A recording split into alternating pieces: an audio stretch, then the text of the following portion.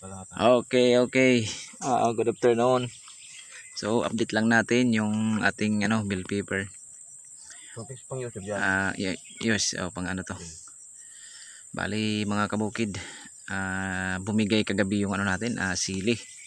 So, yung hindi pa na namin na dudublehan ng mga tali. Bali talagang bumagsak talaga. So, kaya ngayon parang siya, parang gumok. Yan, parang magulo mga dahon kasi natumba yung mga sili natin. So bali ngayon dinudubli namin yung tali.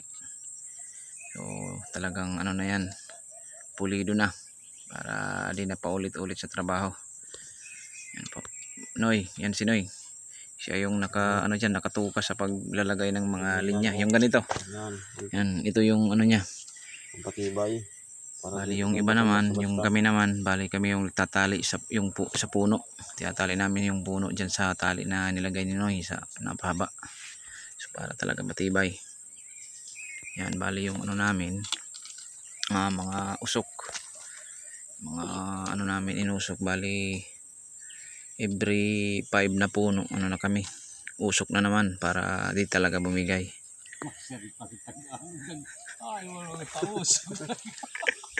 Usok. Usok maso.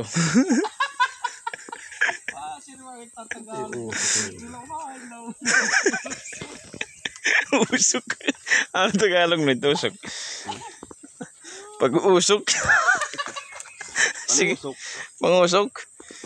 Pangusok.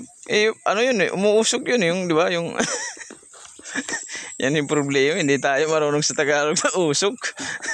Usok yung pag-intindi ko yung nag-aaso sa atin. Yan, bali yan po yung natin, bell pepper. So na kami, bali nakaka-harvest na ng pakunti-kunti. Bali yung bell pepper namin hiwalay-hiwalay doon sa kabila. Bali bali lahat 5 area yung silihan namin. Pinaghiwalay-walay namin ipinggis may may mangyari na disease or insekto. So hindi sila magsasabay-sabay. Kumbaga makokontrol namin ng mas madali. Yan po yung namin strategy. Hindi pinag-isa sa area, bali pinaghiwalay-walay namin para mas madali ma-manage. Yan po. Manageable. So ang daming usok na.